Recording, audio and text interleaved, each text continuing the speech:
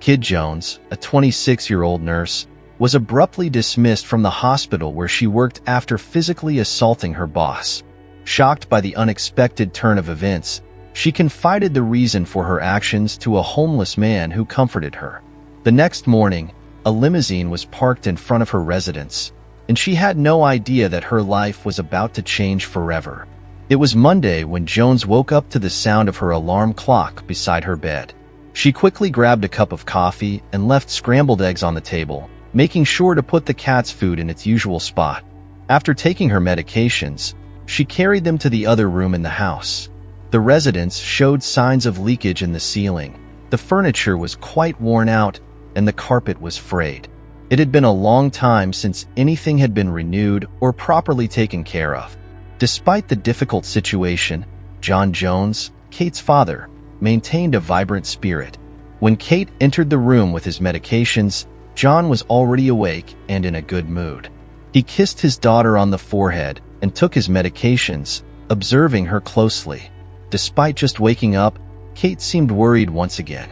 He had noticed this weeks ago, but his daughter had insisted that it was nothing, just a hectic routine at work. However, Mr. Jones knew the daughter he had raised and sensed there was more to it. "Honey, your father is old and sick, but I can listen and help if needed," he said. "It's nothing, Dad. I already told you everything is fine," Kate responded, handing him a pill box. John took his medications and wished his daughter a good day. Before leaving the house, Kate put a pill in her purse.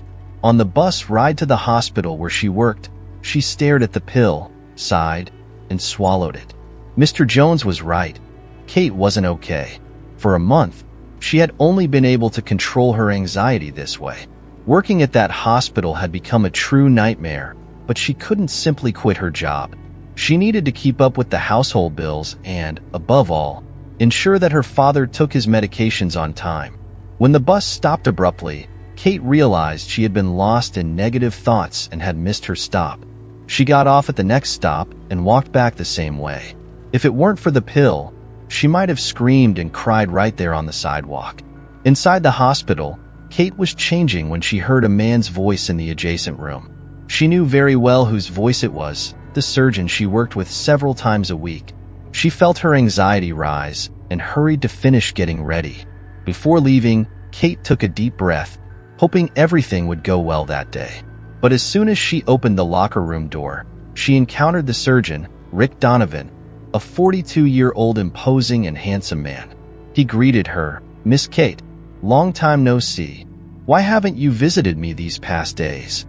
Kate tried to stay calm, striving not to appear frightened. "I was assigned to another sector. They needed experienced nurses in the other wing." The surgeon gave a brief smile and replied, "I see. You must be very experienced, no doubt." Kate attempted to leave, but the surgeon continued talking, demanding her attention. "I brought a little gift for you," he tried to say, but Kate responded that she had to hurry to care for the patients. Already delayed by the bus, she didn't want to lose her job. "Lose your job? As long as it depends on me, you'd never be fired," the surgeon affirmed. However, he was lying. A few hours later, Kate was crossing the hospital reception for the last time, crying because she had been fired by the administrative director. Now, she didn't know what to do, feeling like a knot of worries was trapped in her chest. She needed to take action to cope with the situation, but things had spiraled out of control. Kate hurried to the only nearby place where she usually felt safe, a cafe across the street from the hospital. She sat down in a chair on the terrace, lost in thought. Shortly after, she was served an espresso. She wanted to organize her thoughts but was in a state of shock, feeling guilty, lost, and alone. Suddenly, a deep, kind voice addressed her. "Excuse me, are you all right?" Kate snapped out of her daze and looked in the direction of the voice, surprised. A homeless man was observing her. "Yes, I'm fine," Kate repeated, though her voice trembled. "Why are you crying? Are you sure you're okay?" the man asked gently. It was then that Kate noticed a tear on her face. She wiped it away and composed herself, looking around to see if anyone else was watching. "It's nothing. It will pass," she responded, noticing that the stranger wore very old and dirty clothes. Yet, he was the only one who had shown concern for her. The man then made to leave, but Kate didn't let him go. Instead, she asked if he would like to sit and have something to eat. She knew she would have to manage her money carefully from now on, but she felt it would be worth it. The man accepted and sat with her, introducing himself as Ian Bradley, while she simply introduced herself as Kate. Ian, with his bright and friendly eyes, wasted no time. "You know, Kate, I've come across many people going through intense dramas on the streets. I can see you're going through a tough time. Forgive me if I'm being intrusive, but I want you to know I'm just a good listener and someone you probably won't see again. So if you need to vent, feel free to do so," he said. Kate smiled and thanked him, admitting he was right. She was having a very bad day because she was a nurse and had been fired. I used to work at that hospital over there," she said, pointing to the building across the street. "But I shouted at the chief surgeon in front of everyone," she confessed, feeling guilty and ashamed. "If you shouted, there must have been a reason," observed Ian. Kate remained silent for a few seconds, then took a deep breath and began to tell Ian everything. The words flowed as if they had been trapped for a long time. The truth was that since Rick had arrived at the hospital, transferred from another unit, her routine had become a nightmare. In the first weeks, the doctor acted as if he didn't even notice the nurse's presence in the operating room and hospital corridors. But one day, during a work conversation, he spontaneously touched her shoulder. From then on, the touches became more frequent, along with intense and embarrassing looks while she worked. During a surgery, he invented a reason to teach her a procedure and grabbed her by the waist in front of the whole team, who seemed to ignore the action. Despite being married, Rick once suggested they should get closer as it could benefit her career in the hospital. Kate simply changed the subject and discreetly walked away. She had thought about talking to the administration to explain the situation, but what would she say? Those insinuations were disgusting, but at the same time, too subtle for an outsider to notice. Moreover, Rick had made it very clear that he was a personal friend of the hospital director, and it would be the word of a powerful, married chief surgeon against a single nurse. She swallowed all of it in silence since quitting her job was out of the question. It would be irresponsible to interrupt her father's treatment and not have a roof over their heads. However, what happened just minutes before she ran to the cafe that day was the last straw. After a successful surgery where Rick had saved another man's life, they were both cleaning up. Rick boasted about his ability to save lives, even claiming that with all the knowledge acquired by science, he could even thwart God's calls. He was clearly excited and added, "There's only one thing that excites me more than saving a life, Kate. You." The nurse was completely taken aback and paralyzed upon hearing that. It was then that Rick took advantage of her vulnerability, grabbed her hand, and put it into his front pocket. "Feel this little gift I have for you," he said. Reflexively, Kate withdrew her hand from Rick's pocket and slapped him hard across the face. He looked at her with fury, but restrained himself from lashing out. His fist clenched, hatred in his eyes. He called her ungrateful and crazy for ruining her career over a silly joke. "I hope you know how to use a broom and wash dishes because you'll never set foot in a hospital in this city again. Now, get out of my sight," he said.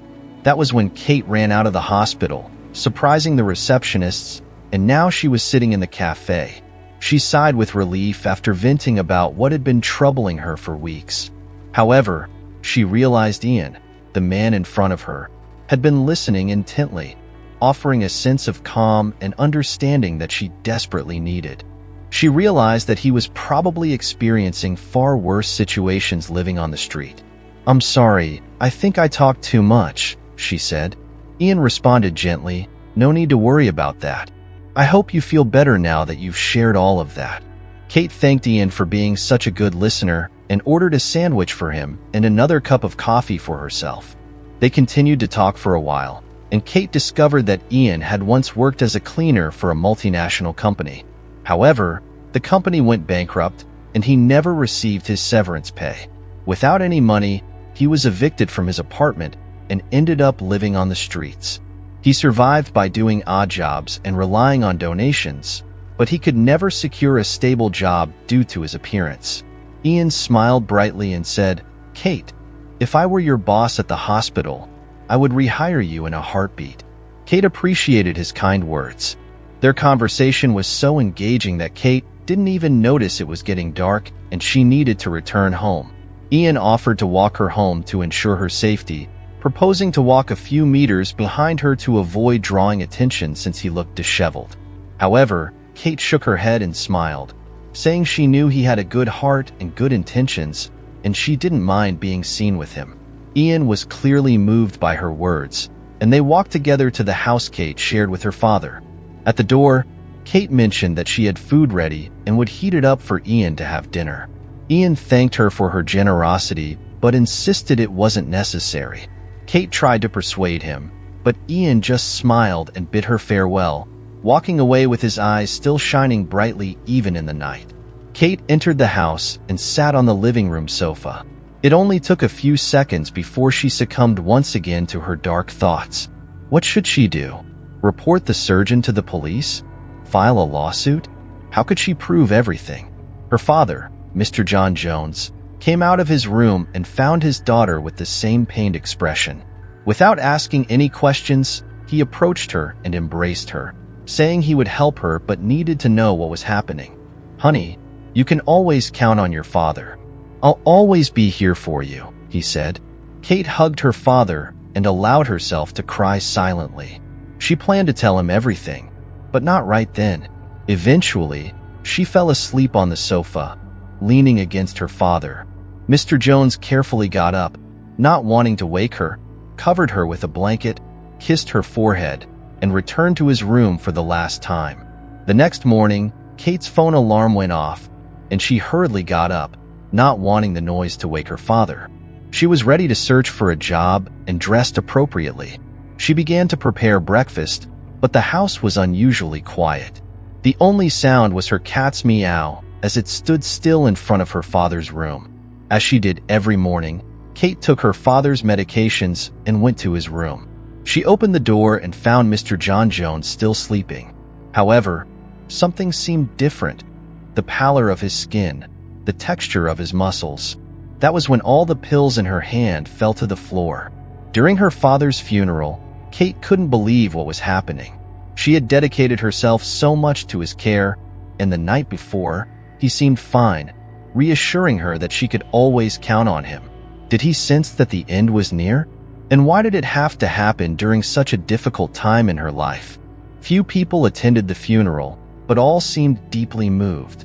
Those who knew John Jones admired him for his playful and optimistic spirit.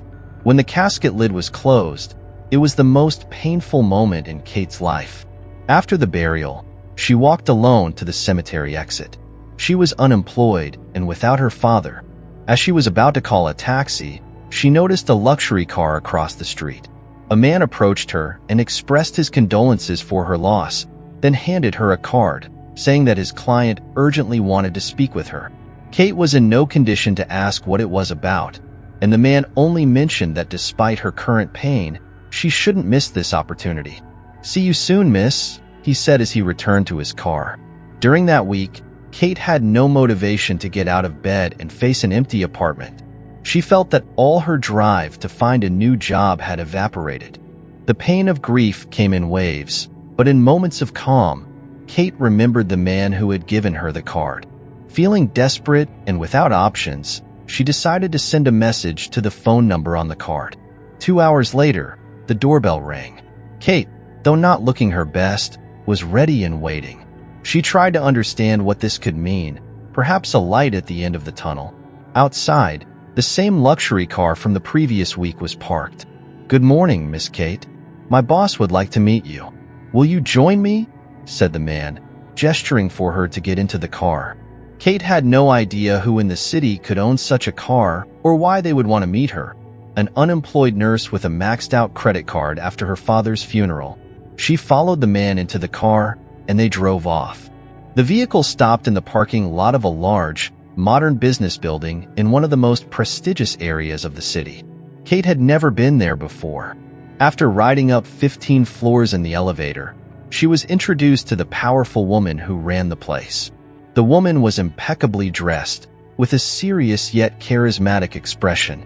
Next to her, a man began speaking to Kate immediately. "Kate, it's good to see you. First and foremost, my condolences," he said with genuine care. Then he smiled. Kate didn't recognize him at first, still processing everything.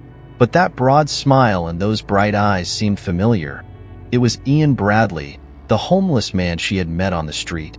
However, he looked completely different now. He wore clean clothes and had a neatly trimmed beard and hair. What did all of this mean? Ian explained that he had been very worried about Kate. He returned to the cafe several times, hoping to find her and ensure she was all right. However, she never showed up. Instead, Ian encountered a very different group at the cafe, all appearing to be business people. Among them was a woman who seemed to be the center of attention. One of the men wore a hospital ID badge. Ian began asking about Kate, the nurse he was looking for. When he approached, a security guard intervened and stopped him from getting closer. It was then that the woman in the group noticed what was happening and wanted to know what the homeless man wanted. All the men fell silent, and Ian realized she must be the most important person among them. He told her everything he knew, mentioning Kate by name and detailing what had happened between her and the chief surgeon. The powerful woman, Megan Stewart, listened with her mouth slightly open. She introduced herself and revealed that she owned the chain of hospitals. Immediately, Megan ordered her team to halt everything they were doing and investigate the matter as quickly as possible. True to her word, her team launched an internal investigation. It didn't take long for other nurses, waitresses, and receptionists to come forward, sharing how the surgeon had made jokes and approached them with suggestive conversations. With these testimonies, Megan decided to dig deeper.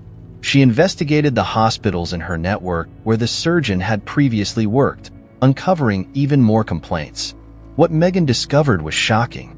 The surgeon had been involved in an incident with a waitress inside hospital premises, drugging her with medication diluted in a glass of water. When the waitress provided the date of the incident, Megan's team reviewed archived security footage and found the exact moment when Rick Donovan diluted a substance in a glass and offered it to the waitress. Later, the woman entered an empty ICU room to change the bed linens, and the surgeon followed. 15 minutes later, he hurried out of the ICU. This discovery infuriated Megan Stewart. The waitress concluded by saying it all began weeks earlier when the surgeon had subtly touched her shoulder. With all the evidence gathered, a case was opened. During the trial, Kate Jones was not only reinstated at the hospital, but also promoted to head nurse. Her efforts were rewarded, and Megan hired Ian for general work at the hospital, compensating him financially for helping Kate. The amount was enough for him to start a new life with dignity. A few months later, the judge delivered his verdict. Rick Donovan was sentenced to 13 years in prison. Kate and the other victims finally found peace after the sentencing. Kate visited her father's grave and invited Ian to join her. "I wish you had met my father," she said as she placed flowers on the grave. "I'll tell you all about him." They walked hand in hand toward the cemetery exit. Occasionally, Kate and Ian were seen together at the cafe where they first met, but now as a couple. If you enjoyed the story, please give it a like, and you might also be moved by the video appearing on your screen. Enjoy the session, and see you in the next video.